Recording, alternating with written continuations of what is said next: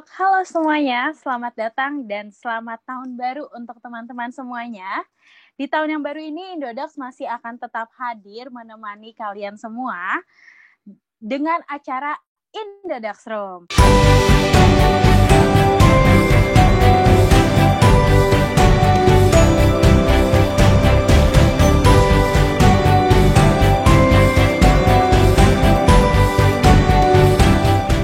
Nah, seperti biasanya, pastinya kita juga akan bagi-bagi merchandise dan hadiah yang menarik nih buat para peserta Indodax Room yang beruntung. Untuk itu, ikuti terus acara ini dari awal sampai akhir, jangan di-skip. Nah, mungkin ada yang mulai bertanya-tanya nih, siapa sih ini? Karena biasanya Indodax Room kan ditemani Tari sebagai hostnya. Namun pada kesempatan kali ini, perkenalkan saya Olive yang akan memandu atau menemani kalian semua dan kembali membuka pintu di Indodax Room. Untuk yang belum tahu apa itu Indodax Room adalah sebuah acara mini talk show yang membahas seputar trading, blockchain, dan cryptocurrency. Nah, di sini kamu bisa bertanya kepada pembicara atau narasumber yang datang secara live atau langsung melalui Zoom dan ditayangkan melalui YouTube. Menarik, bukan? Nah, oke, sebelumnya Olive ingin mengingatkan kepada teman-teman semua untuk selalu menjaga dan menerapkan protokol kesehatan. So, stay safe and stay healthy untuk semua member Indodax tentunya. Nah, Olive juga mau ngucapin nih terima kasih yang banyak banget untuk teman-teman semua yang udah mau menyempatkan waktunya untuk menyaksikan Indodax Room volume keempat secara live pada malam hari ini. Selain itu, tidak bosan-bosannya, Olive mengingatkan kepada kalian untuk mengikuti terus acara ini dari awal sampai akhir. Karena di penghujung acara, kita akan bagi-bagi hadiah atau memberikan paket merchandise Indodax beserta e-money Indodax Limited Edition kepada teman-teman yang mengajukan 5 pertanyaan terbaik. Menarik banget nggak sih? Nggak sabar kan? Nggak sabar, makanya stay tune di acara Indodax Room dan jangan sampai kelewatan. Next, kita masuk ke narasumber. Narasumber yang akan hadir pada malam hari ini pasti udah pada tahu dong ya. Nah, pasti udah pada tahu banget. Yap, benar sekali. Kita kedatangan Kak Nidia Rahmanita selaku Business Development Manager Indodax yang akan sharing seputar dampak halving day bagi Bitcoin dan peluang altcoin di 2021. Seru banget nggak sih? Bagi kalian yang sedang menggeluti cryptocurrency, blockchain, dan Bitcoin pastinya para trader ataupun yang lagi mau coba-coba trading nih sambil kuliah. Ini cocok banget acara ini Indodax Room. Di setiap episodenya nggak boleh di-skip, diikutin semuanya, ditonton semuanya. Karena kapan lagi kan bisa diberikan ilmu secara langsung oleh Business Development Manager Indodax. Oke, karena udah tahu nih siapa yang menjadi narasumber di Indodax Room kali ini, jadi sekarang teman-teman bisa mulai mencari dan merangkai pertanyaan yang menarik yang akan dijawab langsung oleh Kak Nidia Rahmanita. Caranya gimana? Seperti biasa, teman-teman bisa menuliskan pertanyaan yang ingin diajukan sejak awal acara dimulai di kolom Q&A. Ingat teman-teman, di kolom Q&A. Nah, pertanyaannya harus ditulis dengan format yang benar dengan menuliskan nama, spasi username Instagram, kota asal, dan dilanjutkan dengan pertanyaan. Aku kasih contoh ya, misalnya Olive, @OliveIndodax, Jakarta, apa itu Bitcoin? Aku ulang sekali lagi, nama, spasi, username Indodax, username Instagram. Aku semangat banget nih hari ini mau ketemu teman-teman semua. Jadi jangan lupa, aku ulangin sekali lagi, untuk formatnya nama, username Instagram, kota asal, dan dilanjutkan dengan pertanyaan. Tim Indodax Room akan memilih 5 pertanyaan terbaik yang telah diajukan. Dan Olive selaku sebagai host yang akan membacakan 5 pertanyaan terpilih untuk dijawab langsung oleh Kak Nidia Rahmanita pastinya. Untuk 5 pertanyaan terbaik yang terpilih akan mendapatkan hadiah berupa paket merchandise Indodax spesial dari kami. Baik, tanpa berlama-lama lagi, langsung saja kita mulai sharing session Indodax Room volume keempat kali ini bersama Kanidia Rahmanita. Selamat malam Kanidia Rahmanita. Halo, selamat malam Kak Olive. Apa kabar Kak? Halo, selamat malam Kanidia. Baik, alhamdulillah Kanidia, apa kabar? Baik, alhamdulillah. Walaupun kita nggak ke kantor, kita bisa ketemu di sini. Suara aku Ya, kedengaran. betul banget. Kali ini seru banget ya, karena Indodax Room volume keempat kali ini ada yang beda. Kita menggelarnya secara virtual. Ya, pada antusias juga nih ya, teman-teman yang udah ini. Oke. By the way, terima kasih Kak Nidia udah menyempatkan waktunya untuk datang ke Indodax Room volume keempat. Terima kasih Kak Olive udah diundang lagi nih ke acara-acaranya Indodax yang semakin banyak ya, acara-acara webinarnya. Jadi teman-teman di sini yang mungkin bosan di rumah harus ngapain tuh ada kegiatan dan sangat bermanfaat gitu ya Kak. Oke, baik, kalau kayak gitu kita langsung mulai aja ya Kak Nidia ya. Silakan. Oke, pertama-tama aku ada pertanyaan yang mau punchline biar seru banget nih untuk menggerakkan di Indodax Room volume keempat kali ini. Nah, gini, pertama kan performa harga Bitcoin di akhir tahun 2020 dan di awal 2021 ini terbilang sangat fantastis. Harga Bitcoin naik tinggi hingga hampir menembus 600 juta rupiah. Hal ini tentu menjadi kabar yang positif bagi para investor maupun trader. Bisa dijelasin nggak sih Kak, apa yang membuat harga Bitcoin naik begitu tajam? Oke. Tentunya bisa banget dong Kak Olive. Jadi kenapa sih harga Bitcoin tuh bisa meningkat tajam banget kayak gitu ya? Kayak orang-orang mungkin yang teman-teman yang baru bergabung atau teman-teman atau member Indodax di sini yang udah join itu mungkin baru 1 atau 2 bulan udah join di Indodax, lalu itu bingung kayak kenapa nih kok harganya fluktuasinya lumayan tinggi ya? Bukan lumayan lagi ya, malah cukup tinggi, sangat tinggi kayak gitu. Luar biasa. Nah, kenapa sih hal itu bisa terjadi? Kenapa sih beda banget sama instrumen investasi yang lain, misalnya kayak gitu ya. Nah, ini saya bisa bilang dilatari oleh berbagai macam hal atau reason di balik itu semua. Yang pertama, itu mungkin ya Kak Olive, yang kemarin-kemarin kan kita sering ada yang Indodax Room atau webinar. Itu sebenarnya Kak Olive, dari webinar-webinar yang itu, kita udah sampaikan nih kayak semacam leaks-nya, bahwa nanti akan ada halving nih di tahun 2020 kayak gitu. Nah, jadi kita tuh sebenarnya udah sering nih Kak Olive ngadain acara-acara kayak gini untuk ngasih tahu ke member. Dulu itu pertengahan tahun 2020 itu tuh bukan tahun yang bisa dibilang bukan tahun yang baik banget gitu buat si Bitcoin di awal tahun. Jadi waktu itu kemudian kita juga bilang nih ada leaks-nya, yaitu Bitcoin akan mengalami halving. Nah, jadi adanya halving itu adalah salah satu hal yang membuat si Bitcoin itu harganya jadi naik karena supply di pasaran itu menjadi berkurang atau nggak sebanyak tahun-tahun sebelumnya. Nah, itu nanti bakal kita bahas ya kalau di penjelasan-penjelasan berikutnya. Itu satu ya. Nah, terus habis itu kenapa lagi sih yang membuat orang-orang itu yang membuat harga Bitcoin itu tinggi banget? Nah, salah satunya mungkin waktu habis halving itu naiknya nggak begitu kayak sampai 200% kayak gitu, atau misalnya berapa ratus persen, nggak sampai kayak gitu. Cuman banyak banget orang-orang yang kemudian baru tahu dan dia mungkin sudah pernah ya trading di instrumen investasi yang lain, terus habis itu ngerasa instrumen investasi yang dia waktu itu pegang itu naiknya nggak terlalu signifikan.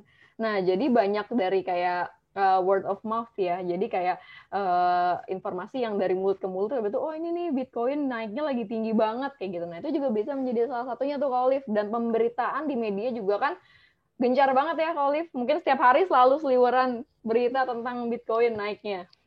Nah, iya benar banget tuh berita begitu Bitcoin boom, wah ramai banget beberapa tokoh-tokoh dunia yang mungkin investasinya di mana-mana udah mulai membicarakan Bitcoin. Betul. Mungkin Nah, Kak juga teman-temannya ini ya, teman-temannya yang tahu kalau kerja di Indodax pasti pada tanya-tanya, Olive Bitcoin apa sih? Kayak gitu ya pasti. nah, iya mereka tuh kayak makin penasaran, oh kayaknya Bitcoin kayak pernah denger deh dari Olive, jadi aku mulai dicari-cari lagi sama teman-teman aku. Nah, Lanjut nih ya Kanit ya, banyak nih yang menganggap kenaikan harga Bitcoin pada akhir tahun 2020 yang dilanjutkan dengan tren positif di awal 2021 adalah karena faktor halving day.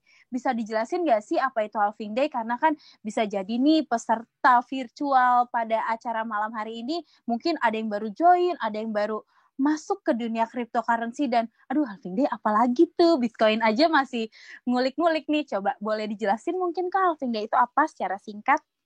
Oke, siap. Halo buat teman-teman semua yang baru bergabung, belum ketinggalan ya belajar tentang halving day. Jadi halving sama seperti bahasanya ya, kalau dari pertama half itu setengahnya, itu adalah mekanisme di mana supply Bitcoin ini akan berkurang setengahnya selama 4 tahun sekali atau setiap blok baru tergenerate itu sebanyak 210.000. Nah, jadi setiap blok yang tergenerate sebanyak 210.000 itu selesai tercipta, maka si reward yang akan diberikan kepada halo kedengaran ya, Kedengeran Kak, aman? Reward yang akan diberikan kepada miner itu akan berkurang setengahnya tiap 4 tahun sekali itu kali. Nah, jadi kalau kita look back ya ke belakang, itu tuh pertama yang terjadi itu Bitcoin halving day yang tahun 2009. Itu tuh block reward-nya nih Kak Olive. Block reward itu adalah misalnya nih aku kirim 1 Bitcoin ke Kak Olive. Nah, itu kan menggunakan blockchain ya untuk ngirimnya. Nah, terus habis itu transaksi aku pengiriman Bitcoin ke Kak Olive itu akan masuk ke dalam blok. Makanya blockchain kan, blok yang di-chain atau blok yang dirantai. Nah, transaksi itu masuk ke dalam satu blok, terus habis itu dirantai. Nah, terus habis itu si miner bertugas untuk memvalidasi datanya apakah benar atau enggak. Nah, ketika ada miner pertama yang validasi pertama nih, dia akan dapat rewardnya Kak Olive. Setiap 10 menit sekali kalau misalnya dia memenangkan dari antara seluruh miner itu memecahkan blok transaksi. Misalnya dia yang pertama nih, nah dia yang dapat blok reward. Dan dulu nih Kak Olive, tahun 2009 blok rewardnya setiap 10 menit sekali itu adalah 50 Bitcoin. Wah, 50 gokil ya. Bitcoin langsung beli semuanya yang ada di depan mata nih kayaknya. Kebayang nggak kalau 50 Bitcoin masih megang dan masih megang sampai saat ini dikali dengan harga saat ini. Wah, udah kaya raya sultan banget nih Kak Nidia. Benar. Nah, tapi nih Kak Olive, kenapa sih block reward-nya itu nggak 50 lagi per 10 menit? Nah, itu karena kalau misalnya supply-nya banyak nih di pasaran, maka terus habis itu demand-nya nggak setinggi supply-nya nih. Nah, maka harganya itu bakal turun atau tidak berharga, bisa dibilang kayak gitu ya, karena supply di pasaran kan tinggi. Nah, jadi ini hukum ekonominya berjalan nih Kak Olive. Jadi kalau misalnya supply-nya sedikit dan demand-nya banyak, maka penciptaan harganya itu cenderung bergerak ke atas atau naik gitu. Nah, jadi si Satoshi Nakamoto ini pertama kali dia bikin Bitcoin, dia bikin mekanisme halving ini setiap 4 tahun sekali. Jadi, setiap 4 tahun sekali yang tadinya block reward itu 50 Bitcoin per menit, terus habis itu dia akan 4 tahun kemudian di tahun 2012 dia berkurang. Jadi 25 Bitcoin per 10 menit. Habis itu dia berkurang lagi 12,5. Terus yang baru banget yang kemarin itu di bulan Mei 2020 dia block reward-nya sekarang itu menjadi setiap 10 menit sekali ya, 6,25 Bitcoin. Gitu kali. Oke, berarti nih ya Kak, halving day seperti siklus 4 tahunan yang dampaknya baru dirasakan setahun setelahnya. Seperti yang kita tahu, halving day yang terakhir itu terjadi di 2020. Apakah ini menandakan bahwa Bitcoin akan semakin menguat nih di 2021 dengan tren-tren positif dan berita-berita positifnya di luar? Oke, good question. Jadi apakah ini membuat harga Bitcoin nantinya bakal naik banget nih di tahun 2021? Nah, banyak banget pakar-pakar Bitcoin atau ya tokoh-tokoh lah di luar sana yang bilang bahwa harga Bitcoin tuh wah bakal tinggi banget, bakal rally banget kayak gitu. Nah, we hope for the best ya pastinya. Kayak pasti siapa sih yang nggak pengen harga Bitcoin naik? Pasti kan Kak Olive pegang Bitcoin, aku pegang Bitcoin, pasti kita hope-nya tuh yang tinggi banget kan. Wah, harga Bitcoin sampai 600 juta atau berapa ratus juta kayak gitu kan. Nah, sebetulnya kalau misalnya dilihat dari yang kemarin-kemarin tuh Kak Olive, memang kecenderungan tuh pasti dia meningkat Kak Olive. Nah, jadi mungkin apa enaknya aku share screen ya tentang Bitcoin halving gimana? Boleh banget biar teman-teman semakin terbuka cakrawalanya yang lagi menggeluti dunia cryptocurrency atau yang baru kecemplung. Siklus halvingnya Bitcoin itu tuh kalau dilihat di sini, dia dari tahun pertama yang tadi aku udah info, tahun 2009 dia pertama block reward-nya itu 50. Terus habis itu dia berkurang. Nah, setiap ada halving ini nih Kak Olive, bisa dilihat di sini price change-nya ya. Di sini dari tahun 2012 ke 2016 aja, dia itu cumulative change-nya ini 5.333%. Nah, terus habis itu dari 2016 ke 2020 di sini perubahannya 71.500%, Kak Olive. Wah, naiknya signifikan banget ya, luar biasa. Luar biasa gitu. Parah. Jadi memang kecenderungannya tuh harga Bitcoin-nya nih bisa dilihat di sini. Ini karena global ya, Kak Olive. Jadi di sini ini tadinya tahun 2012 tuh satu Bitcoin harga $12. Coba bayangin teman-teman, ada nggak yang beli Bitcoin harga $12? Aduh, aku kayaknya belum kenal tuh, belum tahu tuh, belum aware. Nah, terus habis itu tahun 2016, habis halving tuh Kak Olive, dia harganya jadi $652 per satunya. Terus habis itu yang kemarin banget nih, habis halving memang dia masih 8.592 USD ya per satu Bitcoin. Terus habis itu sekarang kita bisa lihat sendiri harganya udah berapa ratus juta, teman-teman. 600 juta. Per hari ini harganya masih sekitar bertahan di antara 500-an ya, Kak, kalau nggak salah ya. 400-500an deh masih. Iya, benar banget. Nah, lanjut nih ya, Kak ya. Aku mau nanya lagi nih. Berdasarkan informasi dari berbagai sumber, kan kayak berita-berita ini udah mulai banyak. Para pakar-pakar investasi udah mulai bermunculan untuk meramalkan, memprediksi katanya Bitcoin tembus di 318.000 US dollar per koin atau setara 4,5 miliar rupiah pada akhir 2021. Apakah ini menjadi sebuah sinyal bahwa Bitcoin makin diminati investor sehingga permintaannya semakin tinggi dan harganya semakin melonjak? Gimana tanggapan Kak Nidia? Prediksinya nggak main-main ya, sampai bermiliar-miliar. Nah, jadi gini, sebenarnya itu penciptaan si prediksi itu sendiri, itu sebenarnya signal bahwa adanya pengharapan atau mereka semua percaya nih kepada teknologinya Bitcoin dan percaya bahwa nantinya itu harganya terus naik. Gitu. Jadi di situ tuh aku nggak bisa bilang, oh nggak bakal harganya naik segini, atau oh iya harganya bakal segitu. Itu kita semua masih belum tahu nih. Karena kalau misalnya aku tahu, aku bakal beli Bitcoin langsung kayak gitu. Nah, jadi di sini semua bisa dibilang majority orang itu percaya dengan teknologi Bitcoin dan berharap bahwa harganya itu semakin meningkat begitu, Kak Olive. Oke, berarti bisa jadi ini kabar positif ya, aura-aura positif dan kayak semacam memberikan nyawa untuk Bitcoin itu sendiri karena tingkat kepercayaan masyarakat semakin meningkat. Nah, selanjutnya lagi nih Kak, kenaikan harga Bitcoin yang terjadi karena banyak orang yang menyimpannya sebagai safe haven, terlebih saat pandemi COVID-19 sendiri. Apa aja sih kelebihan yang dimiliki Bitcoin sampai ada yang bilang Bitcoin ini bisa sebagai safe haven? Jadi kenapa sih Bitcoin itu dikategorikan sebagai safe haven asset? Nah, jadi kita bisa breakdown nih dari beberapa karakteristik yang dimiliki oleh Bitcoin itu sendiri. Kalau misalnya kita bandingin sama instrumen investasi yang lain ya, kayak misalnya emas atau stok, kita bisa lihat gampang banget adanya manipulasi stok atau apa. Mungkin teman-teman di sini pada aware juga ya. Ada kemarin tuh GameStop. Nah, itu kan naiknya wah dalam beberapa hari berapa ribu persen itu kenaikannya. Nah, di sini tuh kita bisa lihat bahwa pergerakan harga stok atau emas itu bisa dimainkan oleh sekelompok orang. Di Reddit kan itu di GameStop. Udah semua rame di situ, habis itu ayo kita naikkan saham ini, habis itu habis itu langsung naik signifikan banget gitu. Itu membuktikan bahwa stocks itu dia pergerakannya lumayan bisa terpredik, tapi ketika ada sesuatu hal yang terjadi di pasar, itu juga sangat gampang untuk digerakkan dengan sekuritas A, B, C misalnya kayak gitu. Nah, jadi dia tidak full terdesentralisasi, tidak full dimiliki kontrolnya oleh seluruh orang. Berarti itu hanya sebagian orang aja ya, kalau Liv yang punya sekuritasnya atau yang punya memang si stoknya yang sebanyak itu gitu. Sementara Bitcoin itu sendiri sekarang itu yang sudah tersirkulasi adalah sekitar 18-an juta Bitcoin yang sekarang ini.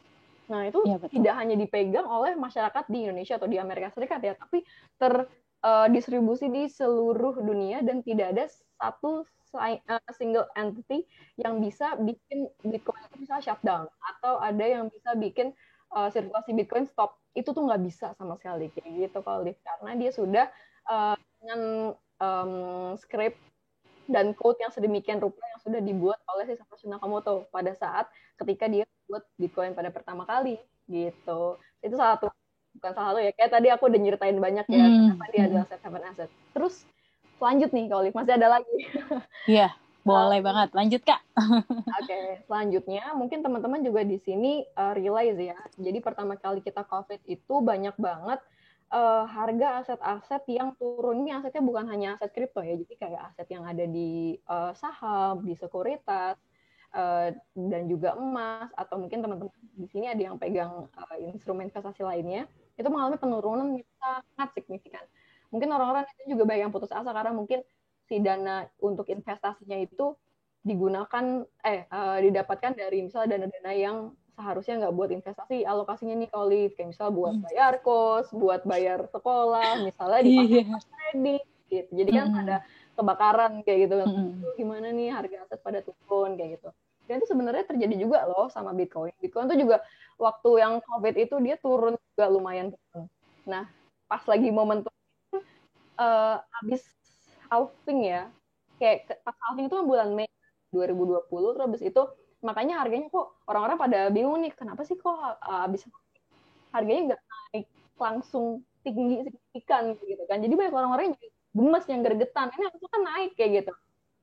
Nah, itu kan karena COVID kemarin tuh. Nah, terus habis itu kalau misalnya dilihat ya sekarang itu, mungkin aku juga bisa share screen kali ya. Soalnya ya, boleh Kak. Grafiknya juga nih kalau dibandingin sama saham yang sangat terkenal di Amerika Serikat. Ya, aku share screen lagi. Oke. Nah, teman-teman bisa langsung lihat nih grafiknya. Nah, ini ada grafik Bitcoin, Ethereum, dan beberapa saham yang sangat terkenal ya. Jadi ada Amazon, ada Google, ada Microsoft, ada Facebook. Ini pas pandemik, terus habis itu memang dia di sini turun ya, lumayan turun. Terus habis itu dia memang rise lagi di sini. Tapi kenaikan si saham-saham yang sangat populer ini tidak setinggi harga Bitcoin sama Ethereum. Kita bisa lihat di sini ya. Bedanya yang paling yang sangat signifikan si Apple sama Amazon ya. Di sini paling kenaikannya hanya 78% nih kalau habis COVID sampai sekarang. Nah, tapi kalau misalnya si Bitcoin sama Ethereum di sini bisa dilihat ya. Untuk Ethereum sendiri dia naik 487% dan si Bitcoin dia naik 320%. Nah, ini tahun 2020 ya sumbernya. Jadi kalau misalnya ditambahin sama sekarang, wah ini udah naiknya udah lebih tinggi lagi gitu kali. Iya. Iya benar-benar ini untuk Ethereum sendiri dia hampir 500% kenaikannya ya, luar biasa banget cryptocurrency ini. Nah, ngomong-ngomong nih kita tadi udah ngebahas Bitcoin terus nyerempet ke Ethereum. Nah, membahas cryptocurrency tentunya tidak hanya tentang Bitcoin aja tetapi ada juga yang namanya altcoin atau alternative coin. Ada beberapa jenis juga nih. Altcoin seperti stablecoin, security coin, utility token. Nah, bisa dijelasin nggak sih Kak secara singkat apa itu altcoin dan perbedaan dari jenis altcoin tersebut? Karena kan sebenarnya orang kan taunya Bitcoin nih. Mungkin ada yang masih bingung lah, itu tadi Ethereum apa ya hampir 500%? Mungkin bisa dijelasin kan nih dia? Oke, siap Kolif. Nah, jadi buat teman-teman di sini yang mungkin kemarin-kemarin tuh cuman dengernya dari teman-temannya nih yang kayak, wah harga Bitcoin naik, terus habis itu dia sign up di Indodax, terus habis itu dia lihat, wah ternyata di Indodax itu nggak cuma Bitcoin ya, ada ratusan kripto aset yang bisa teman-teman beli dan jual gitu. Nah, terus habis itu mungkin teman-teman bertanya, terus yang namanya altcoin itu apa ya? Kok nggak ada sih tulisan altcoin di market gitu ya? Mungkin teman-teman ada yang masih bingung tuh, kok nggak ada altcoin, simbolnya mana ya? Kayak gitu. Nah, jadi buat teman-teman nih, yang belum tahu altcoin itu apa, sebenarnya seluruh aset kripto yang ada di Indodax selain Bitcoin itu adalah altcoin, Kalif. Jadi altcoin itu adalah alternatif koin lain selain Bitcoin. Karena Bitcoin itu bisa dibilang adalah mother of crypto asset. Jadi dia adalah kripto pertama. Terus habis itu karena beberapa flow yang dia punya, Jadi banyak juga developer-developer di luar sana yang ngelihat source code-nya si Bitcoin, oh ini banyak yang bisa diimprove nih dari source code ini. Nah, terus itu mereka mulai untuk improve, lalu mulai untuk menciptakan teknologi-teknologi baru. Ada yang bikinnya build from the scratch, ada yang dia itu improvisasi dari si codingannya si Bitcoin, dan lain sebagainya. Dan itu semua considered as altcoin atau termasuk tergabung nih ke dalam kelompok besar altcoin, yaitu dalamnya Ethereum, Tokenomics, Litecoin, Ripple, semua gitu. Oke. Nah, jadi buat teman-teman yang punya akun di Indodax yang taunya cuma Bitcoin dan mulai bingung, ini apa? Nah, kalau kalian cari altcoin tuh nggak ada, tapi kalau kalian cari Tokenomics, Ethereum, nah mereka salah satu atau termasuk ke dalam yang namanya altcoin. Nah, menurut Kanidia, apa sih kelebihan dan kekurangan dari altcoin itu sendiri? Karena kan sebenarnya tadi sudah sempat di-mention tuh, altcoin merupakan pengembangan dari si Bitcoin itu sendiri sebagai mother of coin. Terus habis itu kelebihannya apa sih dari altcoin itu? Nah, jadi kalau teman-teman di sini mungkin angkat tangannya, nggak bisa angkat tangan ya. Jadi coba raise hand atau apa yang ada fitur-fitur di Zoom. Kalau misalnya teman-teman tahu tentang decentralized finance, itu salah satunya ya. Nah, itu adalah altcoin yang menciptakan pengembangan baru nih, Pak Olive. Jadi dia menciptakan ekosistem simpan pinjam aset kripto di dalam si ekosistem si DeFi-nya itu atau decentralized finance di dalam liquidity pool kita sebutnya. Nah, itu adalah salah satu kelebihan yang tidak dimiliki oleh Bitcoin. Karena Bitcoin itu pada asasnya ya, pada awal dia tercipta, itu tuh hanya diperuntukkan untuk lakukan pengiriman aset worldwide. Jadi misalnya kalau ada di belahan dunia mana, aku ada di belahan dunia mana, selama kita terkoneksi dengan internet, aku bisa kirim Bitcoin ke Khalif 24 jam nonstop, kapan aja, itu nggak ada waktu berhentinya gitu Khalif. Nah, terus habis itu namanya manusia ya. Manusia kan nggak pernah puas. Khalif juga pasti nggak pernah puas kan dengan cuannya. Bener banget. Masih penasaran aja.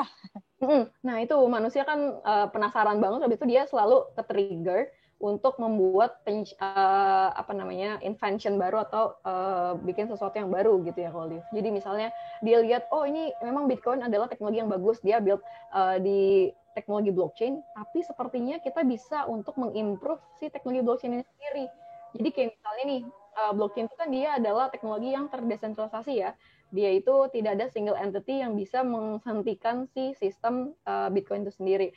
Nah, terus habis itu sebenarnya mereka lihat nih peluangnya kalau oh ternyata dengan tidak adanya single entity yang bisa dihack dan tidak bisa diberhentikan sistemnya, itu bagus untuk ekosistem apa aja nih. Misalnya ekosistem perbankan. Perbankan pasti harus membutuhkan sistem yang 24 jam nonstop tanpa ada berhentinya kayak gitu, dan tidak ada satu pihak yang bisa menghancurkan data yang sudah ada, yang sudah masuk, atau menghancurkan atau ngedit data yang udah masuk ke jaringan kayak gitu kan. Nah, sebenarnya trust itu atau bentuk dari kepercayaan yang dibangun oleh blockchain ini kan tidak hanya diperlukan di dalam sektor finansial ya, tapi juga diperlukan di sistem pendidikan, di sistem kesehatan, supply chain, dan lain sebagainya. Kayak misalnya di segi healthcare, itu data catatan kesehatan kita itu kan dipegangnya sama rumah sakit ya, bukan sama kita. Terus kalau misalnya data catatan kesehatan kita habis itu dimusnahkan sama rumah sakit, atau rumah sakitnya kebakaran, kita nggak punya health record. Gitu. Iya betul, kacau banget. Nah, makanya kemudian mereka itu menggagas ide-ide di mana, oh ini bisa nih si teknologi kesehatan ini dimasukkan, atau kita membuat teknologi kesehatan yang di dalam jaringan blockchain kayak gitu. Jadi pengaplikasiannya banyak banget, bisa buat smart car juga, bisa buat smart city, semua pokoknya unlimited, dan juga untuk IoT atau Internet of Things gitu. Oke, berarti memang sebenarnya manfaatnya banyak banget ya. Dan halo. Oke. Aman kan dia? Aman. Oke, aku lanjutin lagi. Jadi sebenarnya memang secara singkatnya tiap koin punya proyeknya masing-masing ya Kanidia ya. Kalau tadi sempat disenggol, Bitcoin proyeknya adalah pengiriman aset tanpa bergantung waktu, kapanpun dan dimanapun. Nah, untuk altcoin sendiri mereka punya proyeknya masing-masing. Oke, selanjutnya nih Kak Nidia. Kesuksesan Bitcoin sebagai cryptocurrency mendorong munculnya banyak cryptocurrency yang lain yang disebut sebagai altcoin. Sebagai pelopor cryptocurrency, volatilitas yang terjadi pada harga Bitcoin memiliki kemungkinan untuk memiliki efek menular atau spillover terhadap volatilitas harga altcoin. Begitu pula sebaliknya, harga altcoin yang terus menguat pun turut menciptakan kemungkinan untuk mempengaruhi harga Bitcoin. Bagaimana fenomena ini dapat terjadi, Kak? Oke, good questions. Ini selalu terjadi ketika ada salah satu aset kripto yang lagi pump nih, Kak Olive. Iya. Jadi memang ini adalah, benar tadi yang kata Kak Olive bilang adalah spillover effect, atau ketika ada suatu aset kripto yang dia meningkat, maka ada kecenderungan kayak gitu kasih angin segar gitu loh Kak Olive untuk holders yang lain. Kayak misalnya nih, Kak Olive pegang Bitcoin, aku pegangnya Doge, aku pegangnya Stellar gitu. Terus habis itu ketika harga Bitcoin naik, walaupun aku nggak pegang Bitcoin, aku di situ akan melihat chance-nya atau peluangnya bahwa oh ini aja Bitcoin harganya naik, wah pasti aset-aset kripto yang lain ya atau altcoin itu pasti akan mengikuti gitu Kak Olive. Nah jadi biasanya yang terjadi itu seperti itu.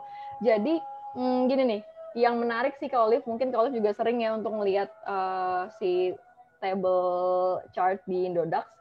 Itu tuh kan kelihatan ya di overview market, hijau, ada yang merah aja 2. Kalau enggak merah, hijau 2. Nah sebenarnya hijau 2 itu merah 2 itu biasanya apa sih? Coba kalian bisa tebak nggak? Biasanya tuh kayak tiba-tiba asetnya turun atau trennya lagi bullish atau trennya lagi bearish nih. Kalau misalnya lagi hijau semua, aduh semangat banget ya ngeliat market. Oh trennya bullish nih karena semuanya ikut. Walaupun ada yang merah-merah, tapi biasa kalau kayak cuma 2, tetap menurutku sih trennya bullish Kak, gitu. Oke, benar-benar. Jadi itu tuh kayak Olive pasti udah langsung positif banget kalau misalnya ngeliat Bitcoin naik, pasti yang lain bakal ikut kayak gitu kan. Karena yang megang aset kripto kan gak cuma Bitcoin aja. What if aku atau Olive nggak punya Bitcoin, tapi itu kayak ayo dong yang lain juga naik. Terus itu yang lain tuh ikut menggerakkan pasarnya gitu Olive. Karena harga itu benar-benar digerakkan oleh market, bukan oleh satu single entity yang bisa memanipulasi harganya gitu. Nah, terus Kak Olive ini sebenarnya fun fact juga nih buat teman-teman yang mungkin nggak notice atau begitu merhatiin pergerakan market ya. Jadi biasa gini, kalau misalnya harga Bitcoin dan altcoin lainnya lagi naik signifikan banget nih, hijau semua di market, tapi teman-teman pasti akan ngelihat ada 2 aset kripto yang warna merah, yaitu biasa stablecoin. Gitu. Oke. Jadi biasa stablecoin USDT atau USDC yang ada di Indodax itu tuh biasanya ketika semua harga aset itu naik, mereka akan merah. Kenapa demikian? Karena orang-orang terfokusnya ke altcoin yang lain nih yang bukan stablecoin. Tapi pas lagi market crash, itu pasti yang paling stable apa? Ya stablecoin. Stablecoin. Gitu. Karena sesuai namanya ya, dia karena stable ketika yang lain turun drastis atau trennya bearish atau trennya lagi negatif, dia tetap stabil karena ya namanya juga stable coin. Oke Kak, lanjut lagi ya.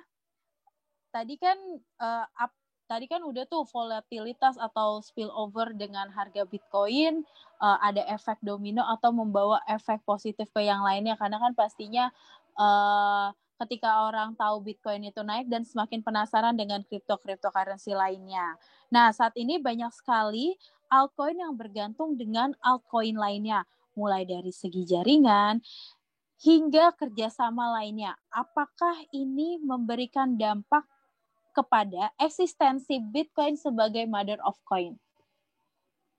Oke, jadi tadi udah ngebahas spillover effect atau domino effect antara satu koin dan koin yang lainnya. Terus apakah satu aset kripto ini merupakan determine koin-koin lainnya nih di bawahnya altcoin kayak gitu ya, Kak Olive?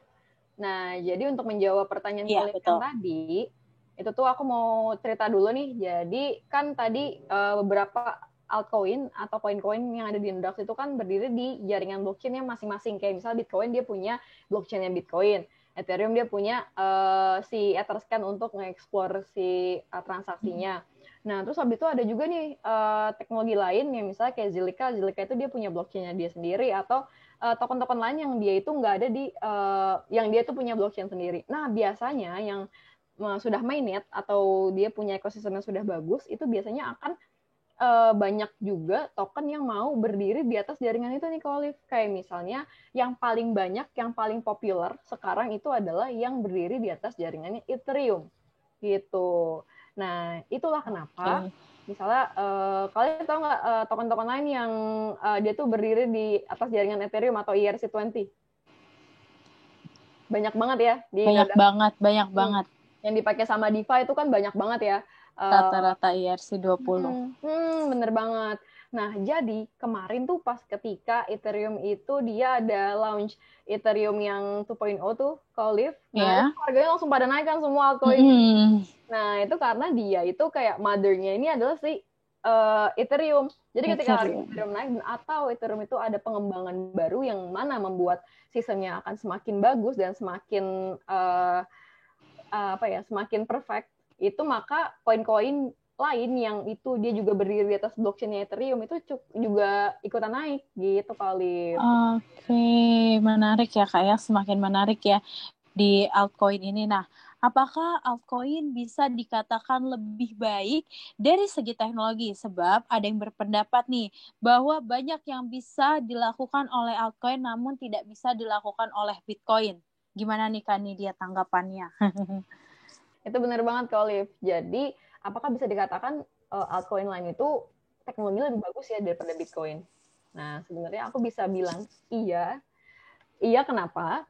Iya karena kalau misalnya kita lihat si Bitcoin itu kan sudah ada dari tahun 2009 dengan teknologi yang ada pada saat itu. Coba bayangin dulu kalau tahun 2009 handphone-nya masih apa coba? Nggak ada aku masih pakai Nokia. Iya masih kan? pakai Asia juga. Yes, masih ada. Nah, terus habis itu sekarang kita udah pada pakai iPhone yang kameranya ada 3, 4, 5, 6 gitu kan. Udah mulai banyak banget. Betul. Itu teknologi semakin berkembang kan. Nah, jadi tahun 2009 ya teknologi yang ada adalah si Bitcoin itu. Dan masih bisa dipakai sampai sekarang. Coba bayangin kalau misalnya kita pakai handphone tahun 2009, terus kita pakai sekarang tuh udah kayak kita nggak kenal dunia kayaknya. Enggak. Gitu. Cuma bisa SMS-an sama teleponan.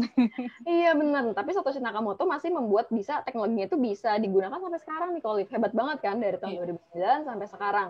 Nah, jadi ketika ada altcoin lain yang baru jalan atau baru dibuat tahun 2014 atau 2017, otomatis teknologinya juga teknologi yang termutakhir atau yang terbaru gitu. Jadi bilang memang secara teknologi ya lebih bagus altcoin in terms of kecepatan transaksinya, terus habis itu dengan pengembangan teknologi yang lainnya, kayak misalnya di altcoin itu bisa decentralized finance, terus habis itu bisa ada smart contract-nya, bisa ada fitur-fitur lainnya. Nah, itu hanya bisa dibuat di pengembangan selanjutnya setelah Bitcoin.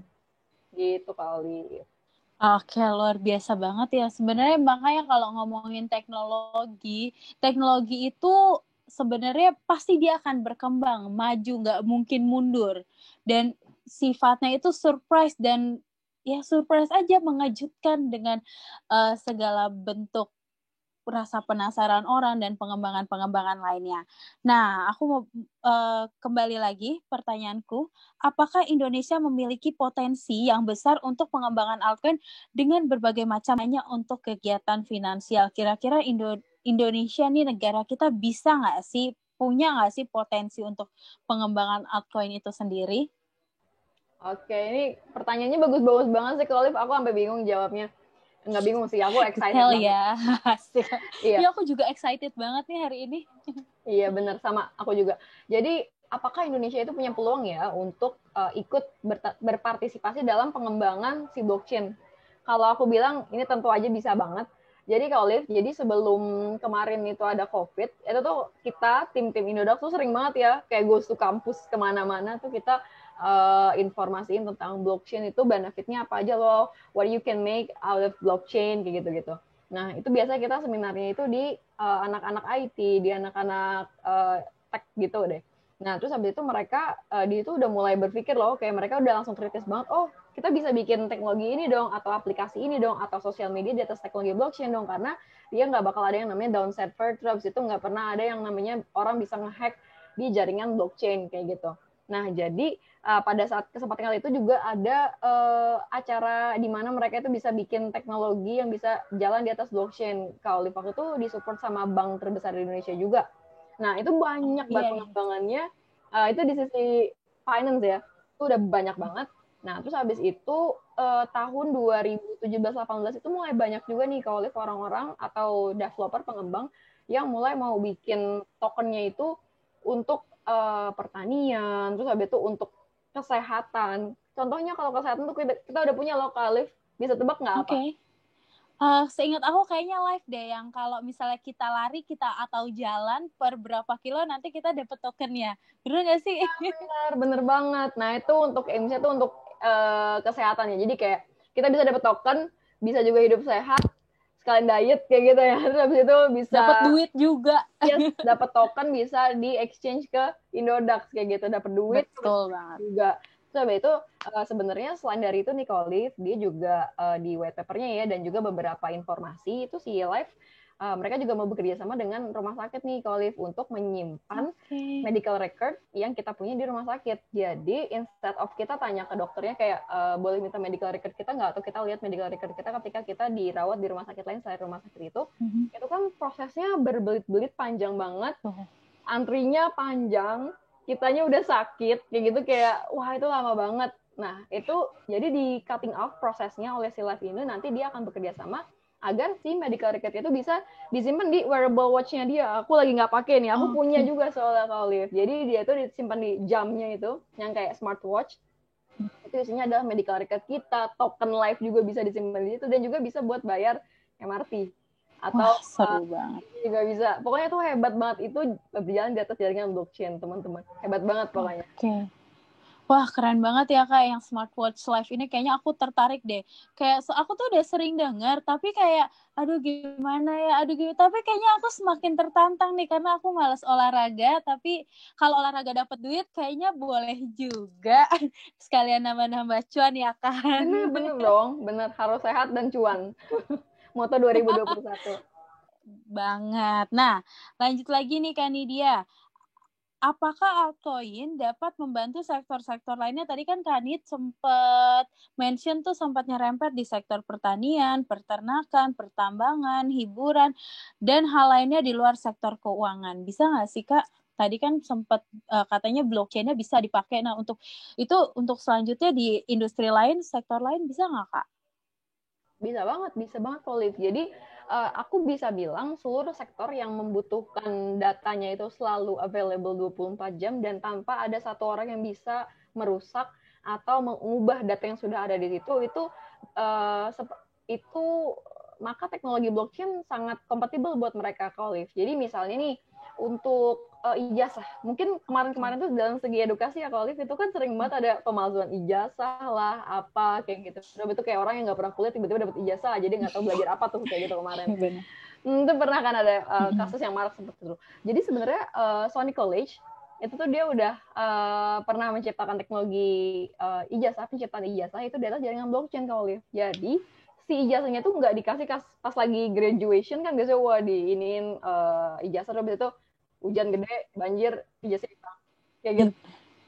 Nah, jadi mereka itu menggunakan teknologi blockchain untuk menerbitkan ijazahnya nih, Olive. Jadi nggak perlu takut ada bencana alam atau ada apa, ijazahnya akan ke-record jaringan blockchain, nggak akan hilang dan nggak bisa dimanipulasi datanya. Gitu. Jadi secure di situ, tapi itu juga proven datanya atau bisa itu datanya valid, nggak ada orang yang bisa mengubah data yang sudah masuk situ. Karena kalau misalnya ada yang mau mengubah, dia itu harus membutuhkan semua nodes atau seluruh server mengkonfirmasi bahwa mau ada perubahan ini, dan itu susah banget untuk dilakukan konsensusnya gitu. Iya, oke. Berarti kurang lebih data kita nih terenkripsi dan pastinya nggak bisa double gitu Kak. Kalau udah satu kali misalnya masuknya kok dengan kode 323 nggak bisa tuh masuk 323 lagi karena data dengan kode 323 sudah tersimpan, betul begitu nggak sih Kanit? Benar kayak gitu. Jadi nggak ada data double. Bener banget. Kayak IKTP juga sebenarnya bisa tuh di atas jaringan blockchain-nya. Bisa banget. IKTP-nya kedua apa gitu. Apalagi pemilu ya Kak, beberapa negara udah mulai pakai nih jaringan blockchain. Betul, banyak banget. Karena ya itu, banyak benefitnya. Betul banget. Nah, saat ini ada fenomena salah satu altcoin yaitu Stellar yang sedang ramai diperbincangkan karena gas fee-nya lebih rendah dibanding token ERC20 yang lainnya. Bagaimana pendapat Kanidia soal ini? Jadi gini teman-teman, jadi kemarin tuh kan memang ada harga yang kenaikan yang cukup tinggi banget di Ethereum dan juga beberapa token yang ada di jaringan yang ada teknologi decentralized finance-nya, kayak misal Maker, terus DAI dan segala macam itu kan semua pada tinggi-tinggi banget ya harganya. Nah, kemudian teman-teman juga banyak yang melakukan arbitrage trading nih ke exchange lain yang dinilai harganya itu ada gap harga, terus itu dia pindahin ke situ. Nah, biaya untuk memindah itu memang kan lumayan mahal ya gas fee-nya, karena si Ethereum ini sangat bergantung pada kalau misalnya lagi rame nih jaringan di Ethereum-nya, maka gas fee-nya itu akan meningkat. Nah, jadi semakin ramai yang ada di jaring atau semakin ramai transaksi yang terjadi, maka gas fee-nya itu akan juga semakin meningkat.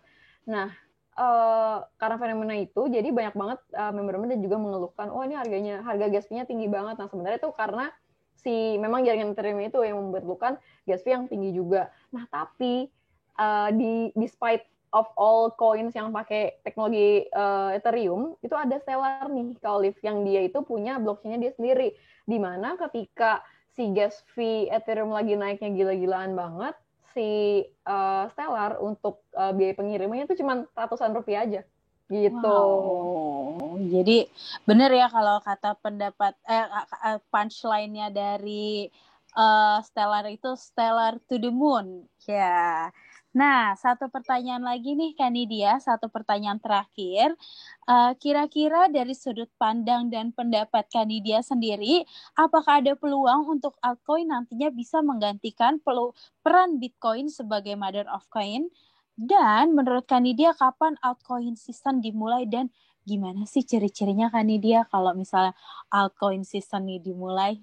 Biar siapa tahu bisa kasih bocoran buat kita-kita nih yang baru terjun.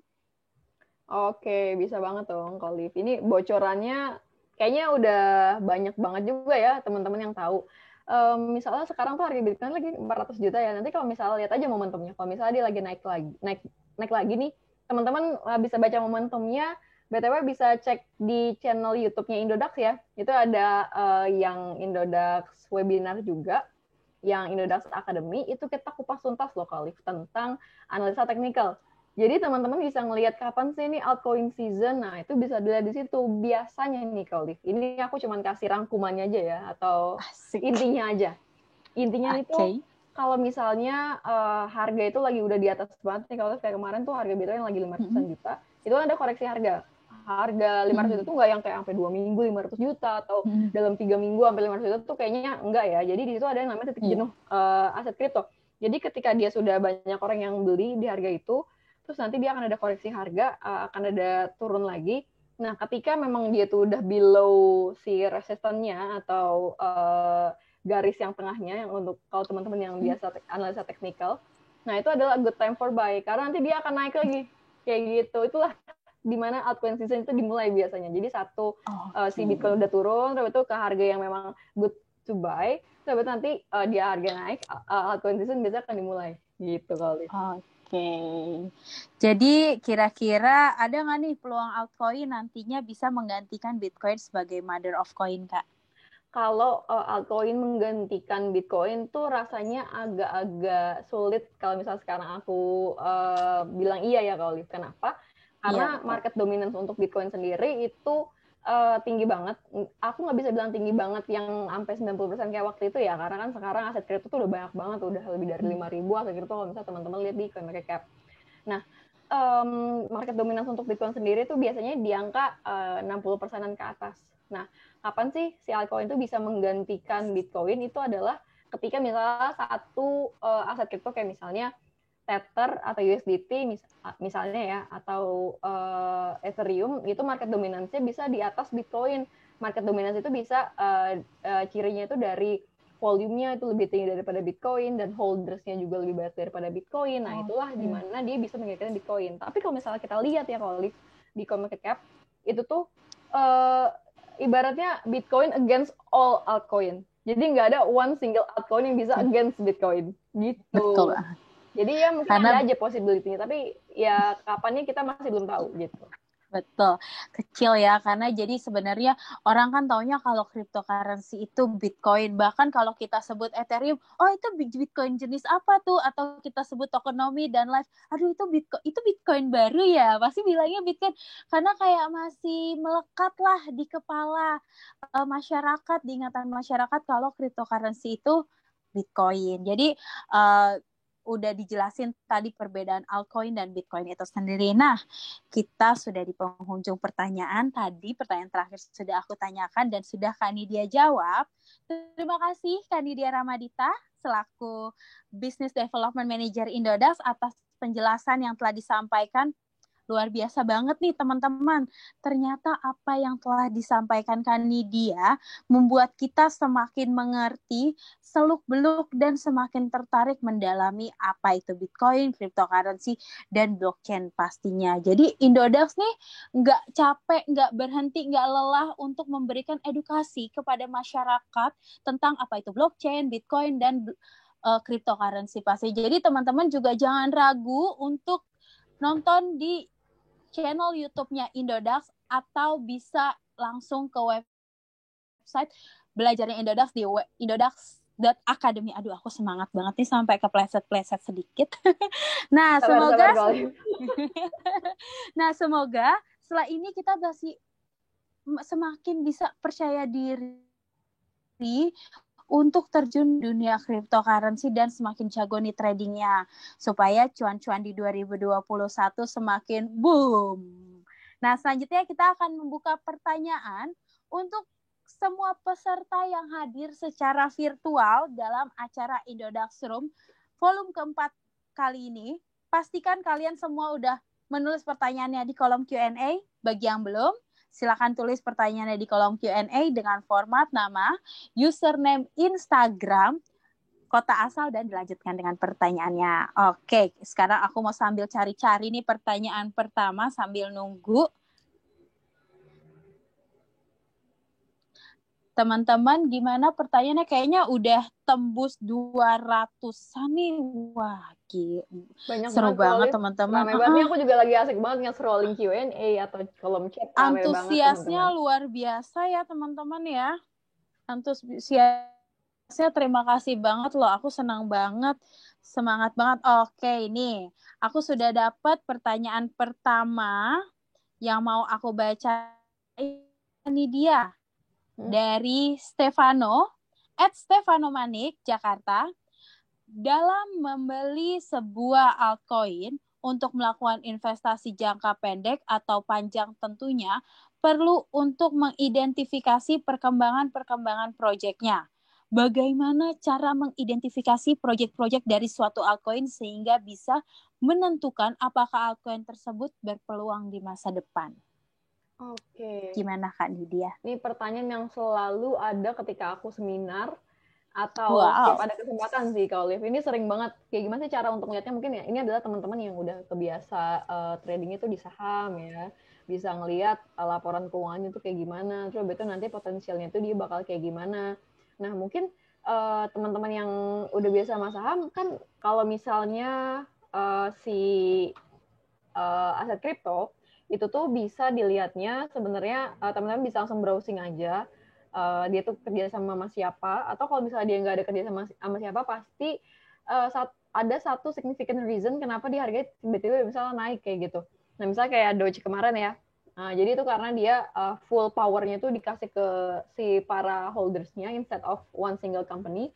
Jadi ketika dia naik itu bisa lebih cepat nih karena si holdersnya udah banyak banget di seluruh dunia dan mereka tuh percaya bahwa adanya power, maksudnya power yang diberikan kepada sosial itu jauh lebih impactful daripada satu company aja kayak gitu kalau Liv. Nah tapi kalau misalnya ada teman-teman yang masih bingung nih carinya itu di mana sih kalau misalnya pengen tahu perkembangan salah satu aset kripto itu dia itu di mana gitu. Nah, jadi ini aku bisa mungkin share screen lagi kali ya. Mungkin teman-teman di sini masih ada yang belum aware atau belum tahu, atau ini adalah pertama kalinya teman-teman ikut Indodax webinar. Jadi jangan khawatir teman-teman, ini aku bakal share lagi. Jadi buat teman-teman yang bingung untuk melihat suatu aset kripto tuh bagus apa enggak sih ke depannya. Jadi Indodax ini kita punya platform yang namanya indodax.academy. Itu di mana teman-teman bisa melihat performa salah satu aset kripto yang terdaftar di Indodax, misalnya kayak Cardano. Kita kasih skor Cardano ini 4,4 ini bukan berdasarkan penilaian subjektif kita ya, tapi kita lihat dari company background-nya, dari popularity-nya, dari financial governance, risk analysis. Itu kita juga informasikan nih di platform indodax.academy ini teman-teman. Jadi jangan lupa ya di indodax.academy. Ini aku gampangnya dari awal aja deh. Indodax Academy. Nah, jadi teman-teman masuk ke indodax.academy. Habis itu teman-teman lihat yang coin rating. Nah, sorry, ini masih loading nih. Nah, ini adalah aset-aset kripto yang terdaftar atau di listing di Indodax. Teman-teman bisa klik aja salah satunya yang ada di sini, kayak misalnya si Cardano ya. Cardano kan di listing di Indodax, market cap-nya juga ada di sini, volume-nya juga ada di sini. Jangan khawatir teman-teman, informasi yang ada di sini tuh lengkap banget nih Kak Olive. Mungkin buat teman-teman yang belum pernah kepoin Indodax Academy, boleh banget. Duh, agak-agak lama, sorry ya internetnya hujan. Iya. Jadi buat teman-teman nih, indodax.academy, Indodax tetap menjaga komitmennya untuk terus mengedukasi para membernya. Oke, lanjutkan nih dia. Kayaknya udah kebuka nih asetnya. Asik. Oke.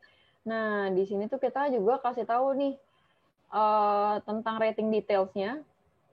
Kayak misalnya ini tentang disclosure practice-nya kayak gimana, business performance-nya oke apa enggak. Nah, itu kita kasih di sini nih. Kayak di sini nih kita kasih kriterianya yang prime, solid, average, sama speculative. Nah, kalau misalnya ini kan kita bisa lihat dia itu overall-nya 4,4. Jadi kita bisa bilang dia itu oke. Nah, kita itu punya tim research sendiri nih, Kak Olive, untuk menilai suatu aset kripto.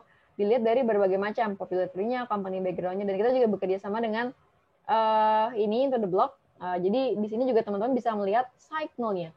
Dia bakal bearish atau bullish. Nah, ini sekarang signal itu dia lagi bullish. Wow. Gitu. Ini kalau misalnya kita lihat di sini misalnya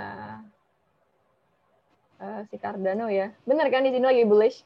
20,60%. Iya, benar. Gitu. Enak banget ya dilihatnya. Bearish atau bullish, seru dia banget lagi ya. Stable di sini. Gitu kali. Lengkap banget ya. Berarti ini untuk Mas Stefano nih yang nanya, Indodax benar-benar bisa memudahkan Anda atau teman-teman yang lain yang baru terjun ke dunia cryptocurrency atau mau coba belajar-belajar tentang cryptocurrency lainnya. Itu gampang banget, seru banget, tinggal langsung klik indodax.academy. Teman-teman bisa langsung mengidentifikasi, bisa lihat trennya kayak gimana ke depannya. Benar-benar paket lengkap nih Indodax ya Kak. Tetap menjaga komitmennya untuk terus mengedukasi masyarakat tentang Bitcoin, cryptocurrency, dan blockchain pastinya. Oke, kita ambil pertanyaan yang tadi. Mungkin ada juga misalnya kalian lihat di coin rating itu masih kurang oke datanya, tuh kalian bisa type aja di Google. Kan kita semua pasti punya handphone, punya smartphone, punya laptop ya, tinggal di search aja misalnya Cardano collaboration with gitu misalnya. Jadi teman-teman itu juga harus belajar bahasa Inggris. Kenapa? Karena biasanya itu mereka kasih announcement atau berita itu in English. Jadi teman-teman bisa dengan keyword bahasa Inggris, habis itu teman-teman bisa lihat nih misalnya, oh ini ternyata habis kerjasama nih dengan Samsung, dengan apa, nah, itu biasanya drive harganya jadi naik juga gitu Olive. Jadi harus pintar-pintar cari keywordnya nih, dia lagi kerjasama sama siapa gitu. Bener, wah keren banget tuh teman-teman. Dikasih bocorannya cara mengidentifikasi nih buat teman-teman yang baru. Oke, lanjut ke pertanyaan kedua ya Kanidia.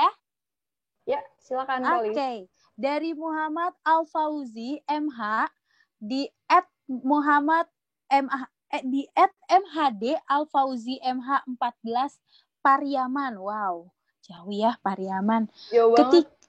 Seru banget, makasih. Ketika blok Bitcoin telah habis ditambang semua dan supply telah mencapai maksimum, dari manakah para miner mendapatkan Bitcoin sementara blok yang ditambang telah habis, dan apa yang terjadi ketika blok Bitcoin habis? Apakah transaksi akan terus berjalan? Gimana tuh Kak kalau blok penambangan blockchain Bitcoin sudah habis? bloknya sudah habis, gimana tuh Kak? Wah, ini pertanyaannya oke banget. Mungkin dari kemarin tuh aku belum dapat loh pertanyaan kayak ini. Padahal aku pengen banget jelasin pertanyaan yang ini. Jadi terima kasih ya buat Mas yang ada di Padang, di Pariaman tadi ya, jauh banget. Pariaman, iya. Thank you for the question. Jadi kalau misalnya si Bitcoin itu sudah habis ditambang, itu apa yang akan terjadi ya? Nah ini coba aku mau tanya dulu nih. Coba kita lihat di chat ya. Teman-teman ada yang tahu nggak kapan sih Bitcoin itu akan terakhir ditambang atau kapan sih para miner ini akan selesai mendapatkan reward? Teman-teman ada yang tahu nggak? Tuh ada yang, wah 2160, 21 juta, Belum ada yang 2040. Wah, ramai banget tuh Kak. Belum ada yang benar Semangat nih, belum ada yang banget. benar. Belum ada yang benar. Oke. Boleh dilanjut ya kita. Wah, 2100. 2000 saya tahu. Wah, seru banget, lucu banget nih baca jawabannya. Belum ada yang benar nih, Olive, tapi sayang. Nih baru ada yang benar. Dari GGH ya, dari panelis. Jadi benar, Bitcoin itu akan selesai ditambang di tahun 2140. Apakah teman-teman yang di sini masih hidup? Wah, kalau aku kayaknya nggak tahu deh. Masih 100 tahun lagi. Iya, jadi kalau teman-teman yang kayak, oh ini udah sedikit lagi nih si Bitcoin bakal selesai tertambang, itu salah besar. Karena dia akan selesai tertambang tuh di tahun 2140. Kenapa demikian? Nah ini masih related sama tadi conversation kita di awal, kalau tentang halving day. Dia kan setiap 4 tahun sekali itu supply-nya akan berkurang setengahnya ya, setengahnya. Iya. Nah sekarang aja udah 6,25 aja, nanti akan berkurang lagi nih, 3,15-nya itu berkurang lagi. Nah, walaupun sekarang yang sudah tersirkulasi ada 18 juta out of 21 juta, tapi kan untuk tergenerate atau tercipta Bitcoin baru itu kan dibutuhkan waktu yang lama banget sampai 2140 kayak gitu. Nah, jadi ketika nanti nih misalnya 2140 miners udah nggak dapet si reward lagi dari bloknya, apa yang akan terjadi? Apakah transaksi akan berhenti? Jawabannya tuh enggak. Jawabannya karena si miner itu ketika dia memvalidasi transaksi itu sebenarnya dia dapat 2 loh kali, dia dapat 2 reward. Yang pertama itu reward dari dia memecahkan blok pertama kali, yaitu yang dapat 6,25 Bitcoin. Dan yang selanjutnya adalah ketika dia memvalidasi transaksi atau si transaction fee atau si miner fee yang biasanya kita bayarkan ketika misalnya aku kirim Bitcoin ke Olive yang lagi ada di luar negeri, itu kan pakai transaksi blockchain, aku akan bayar 0,0005 Bitcoin. Nah, itu buat si miner. Jadi jangan salah ya teman-teman, itu bukan buat Inodax, buat miner. Biar bisa tervalidasi transaksinya gitu. Jadi dia tetap dapat insentif. Berarti dapat 2 ya kayak selain fee dari blockchain-nya itu sendiri, ditambah lagi fee pengiriman atau fee dari memvalidasi setiap transaksi yang ada di jaringan blockchain. Benar, kayak gitu Kak Olive. Jadi nggak akan berhenti ya transaksinya karena masih ada namanya transaction fee dan masih ada nodes yang running di blockchain itu, gitu teman-teman. Berarti selama blockchain masih digunakan, ini masih bakal tetap eksis nih Bitcoin dan altcoin lainnya. Betul begitu nggak sih Kak Nidia? Bener dong. Oke. Kita lanjut, tadi udah pertanyaan kedua. Kita lanjut pertanyaan ketiga ya Kak Nidia. Dari Leo di @leomastan. Pertanyaannya, bagaimana dengan ETH dan Ethereum 2.0? Apakah prospek kenaikan harga Ethereum dapat dirasakan dengan adanya implementasi Ethereum 2.0 dalam waktu dekat? Bagaimana sebenarnya Ethereum 2.0 dapat meningkatkan value dari Ethereum ini? Berarti ini satu orang ngasih 2 pertanyaan nih kan di dia. Untuk pertanyaan ketiga langsung 2. Beranak pertanyaannya. Mau diulang? Banyak ya? Enggak, udah cukup kok, Liv. Jadi kalau misalnya, ini mungkin masnya nggak ikut di webinar yang kemarin nih. Aku sebenarnya udah discuss juga nih sebenarnya sama Tari, Kak Liv, waktu yang di Inodax Academy webinar ya. Nah, oke. But don't worry, aku bakal kasih lagi nih sedikit si presentasinya, bukan presentasi sih. Aku nge-snapshot si Ethereum bull-nya. Sebentar, aku share screen lagi. Oke, sudah terlihat ya di sini. Aku ngambil dari bulan Juli tahun 2020 dari ketika harganya itu di sekitaran 4 jutaan aja nih kalau Olive si Ethereum. Terus habis itu sampai sekarang sampai sekarang itu harganya di 20.234.000. Nah, ini bisa dilihat ya, ketika dia itu mengalami, misalnya dia nge-launch si Ethereum 2.0, di sini tuh lumayan rally nih dari sini nih. Desember tuh habis itu wah dia meningkat lumayan tinggi, bukan lumayan sih, ini sangat tinggi. Coba bayangin teman-teman yang beli 4 juta, betul dia jual yang kemarin 20 juta, wah itu udah untungnya banyak banget ya. Naiknya udah 504% nih ke Olive, gitu. Nah, terus habis itu sebenarnya nih teman-teman, Ethereum 2.0 itu bukan dia berlangsung kayak misalnya nih Ethereum 2.0 jebret selesai pengembangannya sampai situ aja. Tapi nggak kayak gitu teman-teman. Jadi yang kemarin itu sebenarnya yang launch itu di bulan November Desember ya, sekitar November Desember itu tuh dia nge-launch beacon chain-nya dulu atau fase yang dia tuh bilangnya 0,0 kayak gitu. Jadi ini fase yang baru permulaan, nanti setahun kemudian dia akan mulai yang fase 0,1, 1,5 dan langsung kedua gitu kalau Olive. Jadi ini bertahap. Bertahap means ada chance atau ada kemungkinan harganya naik lagi gitu kalau Olive. Oke, nah selanjutnya nih ada kita lanjut ke pertanyaan keempat ya Hanidia. Tadi udah terjawab ya Mas Leo pertanyaannya, semoga terjawab. Dari Wery @Kristina Wery Tangerang. Pertanyaannya, pada saat ini semakin banyak kemunculan altcoin baru dengan membawa proyeknya masing-masing dan saling berkompetitif. Apakah semakin banyak kemunculan altcoin baru ini akan menyebabkan harga altcoin sulit mengalami kenaikan? Melihat kondisi semakin banyaknya kemunculan altcoin atau dengan kata lain semakin banyaknya kompetitor altcoin itu sendiri. Boleh dijawab, Kakak? Oke, ini pertanyaan juga cukup gampang sih sebenarnya dijawabnya.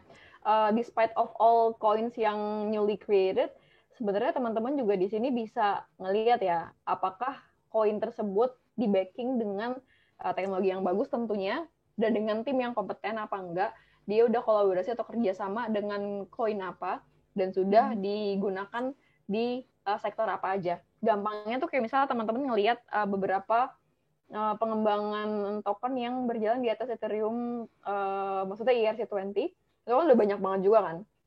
Nah, tapi nggak semuanya itu proyeknya bagus nih kalau Olive. Memang dia menggunakan teknologi Ethereum, tapi kan tergantung oleh bisnis modelnya dia, oke apa enggak. Nah, cara teman-teman ngeliat apakah ini bagus apa enggak, itu sebenarnya gampang banget. Pertama bisa lihat di Indodax Academy dulu, lihat di situ kalau misalnya nggak ada koinnya di situ, kemungkinan dia itu adalah token yang baru, means dia itu kita masih belum tahu ya presence-nya itu kayak gimana, signal-nya itu bakal kayak gimana. Lalu teman-teman perlu untuk aware, jangan langsung memasukkan semua aset yang dimiliki aset dalam bentuk rupiah ya untuk membeli token tersebut, karena takutnya masih belum tahu kan market condition-nya seperti apa, dia itu nanti akan kerjasama dengan siapa kayak gitu. Jadi amannya bisa teman-teman lihat di Indodax Academy yang rating tadi.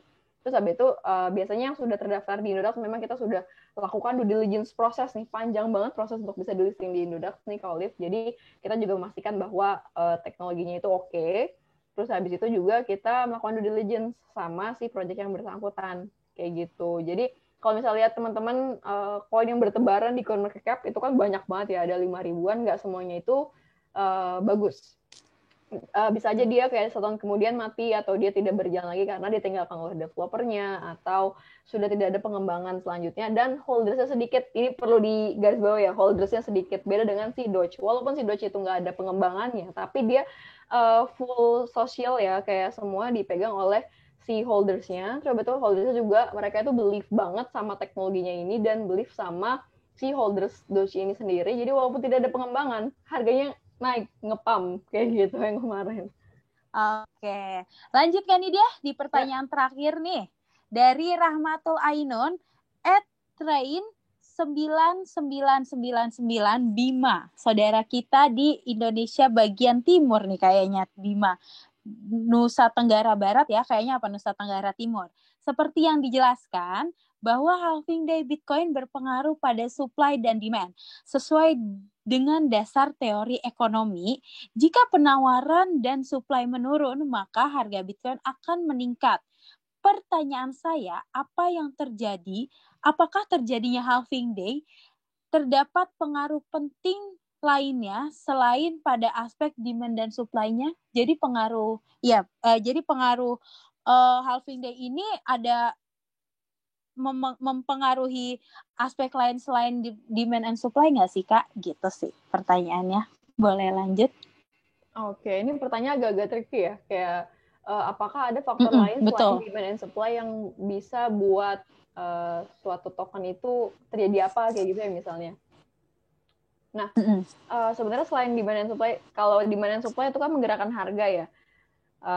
Tapi yang bisa dilihat di sini adalah demand-nya. Demand itu terbentuk dari apa sih? Kan nggak semata-mata hanya dari supply kan.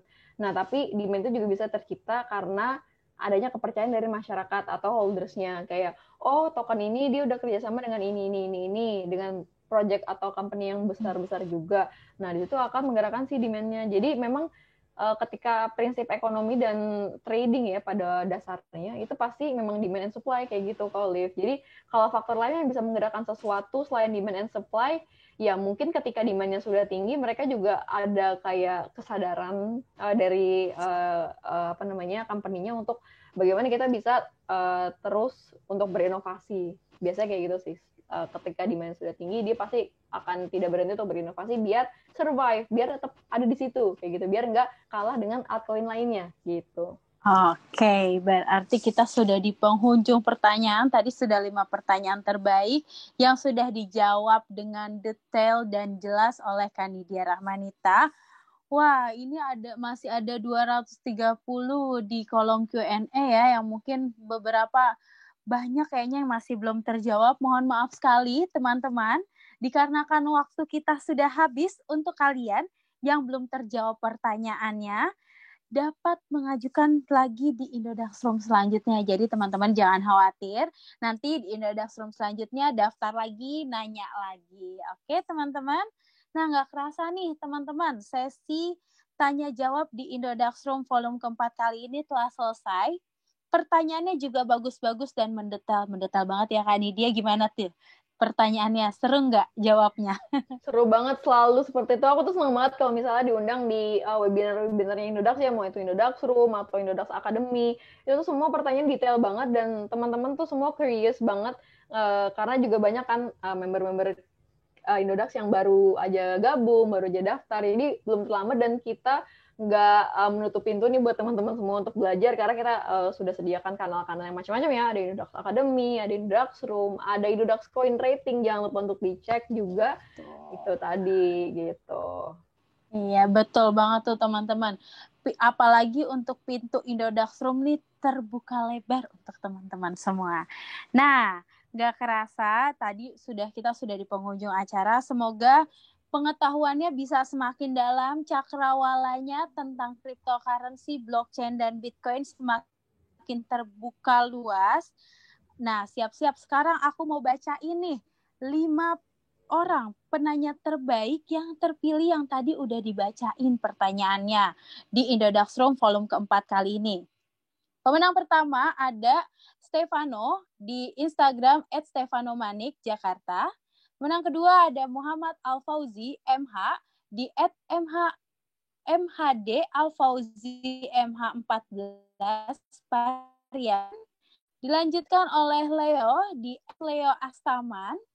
Dilanjutkan kembali oleh Wery di @Kristina_Wery Tangerang. Dilanjutkan yang terakhir oleh Rahmatul Ainun di @rain9995. Nah, bagi para pemenang, selamat. Nanti tim Indodax akan menghubungi kalian langsung di DM Instagram username yang telah kalian berikan. Bagi kalian yang belum menang dan memiliki merchandise eksklusif dari Indodax, tenang aja nih, tenang aja teman-teman. Teman-teman bisa mendapatkan dengan mengunjungi official store Indodax di Tokopedia. Jangan lupa yang ada centang ungunya. Ingat ya teman-teman, di official store Indodax di Tokopedia yang ada centang ungunya. Demikian rangkaian acara pada malam hari ini. Bagi yang ketinggalan, aku nggak bosan-bosan nih buat ingetin, jangan khawatir. Jangan takut, jangan bingung. Karena teman-teman bisa menonton kembali Indodax Room volume keempat melalui website indodax.academy dan melalui YouTube channel Indodax. Jadi jangan lupa untuk terus follow sosial media Indodax agar selalu update dan gak ketinggalan dengan info-info terbaru mengenai cryptocurrency, blockchain, dan Bitcoin tentunya. Oke, sebelum Olive tutup, Olive ada sedikit survei nih bagi kalian semua yang nonton Indodax Room. Make sure atau pastikan kalian isi surveinya melalui Zoom kalian setelah acara ini. Ingat, isi dulu surveinya baru di close. Oke, Kanidia, terima kasih banyak untuk waktunya malam ini. Sudah menemani aku di Indodax Room volume keempat. Terima kasih atas semua jawabannya. Dan sekali lagi, terima kasih kepada teman-teman yang telah setia menyaksikan Indodax Room volume keempat. Saya Olive, pamit undur diri. Sampai bertemu di Indodax Room selanjutnya. Indodax, aset masa depan. Dadah. Sampai jumpa teman-teman semua. Thank you, Kali. Sampai jumpa teman-teman. Thank you.